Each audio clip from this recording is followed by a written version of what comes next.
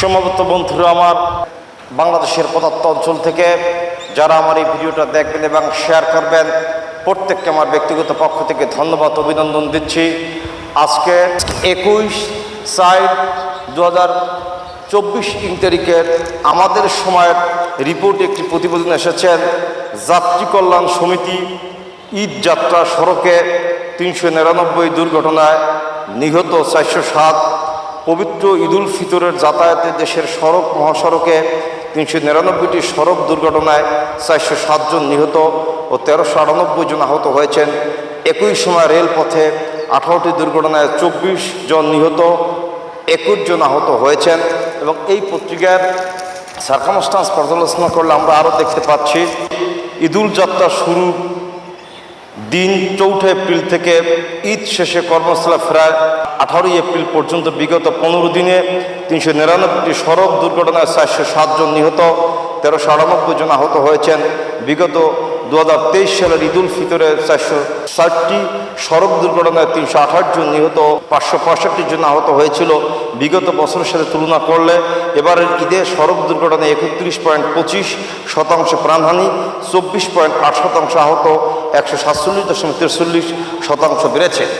আজকের এই যাত্রী কল্যাণ সমিতির রিপোর্ট অনুযায়ী আমরা পত্রিকা পর্যালোচনা করলে দেখতে পাচ্ছি যে বাংলাদেশের প্রেক্ষাপটে ঈদুল ফিতর উপলক্ষে তারা যে জরিপটা করেছেন, সে জরিপে এবছরের দুর্ঘটনায় 407 জন নিহত হয়েছেন এবং গতবারের চেয়েও এবছরে বেশি দুর্ঘটনা হয়েছেন। আমার সংশ্লিষ্ট দপ্তরের মাননীয় মন্ত্রী মহোদয়ের কাছে আমার বক্তব্যটা হলেন যে সরকার এ বিষয়ে প্রয়োজনীয় পদক্ষেপ কি গ্রহণ করেছেন। ঈদুল ফিতর আসলেই যে সড়ক দুর্ঘটনাগুলো ঘটেন এবং এই জনপথে মানুষের রক্তে রঞ্জিত হন এবং এই সড়ক দুর্ঘটনার কারণে অনেক পরিবার নিঃস্ব হয়ে যান এবং অনেকেই ফ্যামিলি সহ জার্নি করতে গিয়ে ফ্যামিলি সহ সড়ক দুর্ঘটনায় নিহত হয়ে যান। এই বিষয়ে সরকারকে পদক্ষেপ গ্রহণ করেছেন। যাত্রী কল্যাণ সমিতির রিপোর্ট অনুযায়ী গতবারের চেয়ে এবছরের মৃত্যুর সংখ্যা বেশি হয়েছেন।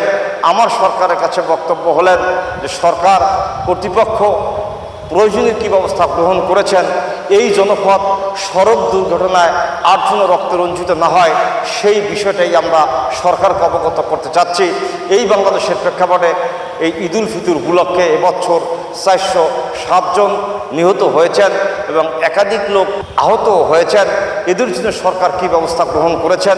এবং আমাদের সময় এই পত্রিকা পর্যালোচনা করলে দেখতে পাচ্ছি যে মোটরসাইকেলের কারণে বেশি অ্যাক্সিডেন্ট হয়েছেন।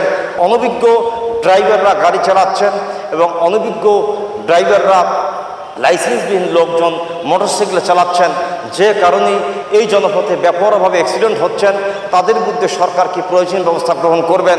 আর যারা অ্যাক্সিডেন্ট হয়েছেন তাদের জন্য সরকার কি আর্থিক সুবিধার জন্য ওই সমস্ত পরিবারদেরকে কোন ধরনের ব্যবস্থা গ্রহণ করেছেন তা বাংলাদেশের মানুষ সরকারের কাছে জানতে চাচ্ছে।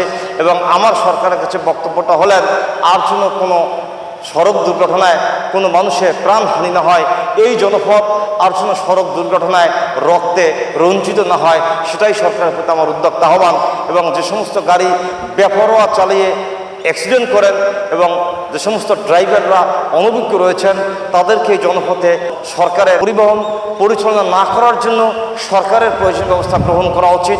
পাশাপাশি যারা মৃত্যুবরণ করেছেন তাদের পরিবারকে অর্থনৈতিকভাবে সুরক্ষা করার জন্য সরকারের প্রয়োজনীয় ব্যবস্থা গ্রহণ করার জন্য আমি সরকারকে উদ্যোক্ত আহ্বান করছি। এবং যে সমস্ত অনভিজ্ঞ ড্রাইভাররা এই জনপথে গাড়ি চালাচ্ছেন বা মোটর সাইকেল চালাচ্ছেন, বাংলাদেশের প্রেক্ষাপটে প্রচলিত আইনকে প্রয়োগ করে তাদের বিরুদ্ধে আইনগত ব্যবস্থা গ্রহণ করার জন্য আমি সরকারকে উদ্যোক্ত আহ্বান করছি। এই জনপথ আর কোনো পরিবহন অ্যাক্সিডেন্টের কারণে কোনো মানুষের রক্তে রঞ্জিত না হয় সে উদ্যোক্ত আহ্বান করে আমি আমার সংক্ষিপ্ত বক্তব্য শেষ করছি। ধন্যবাদ আপনার সকলকে। সুস্থ থাকবেন, ভালো থাকবেন।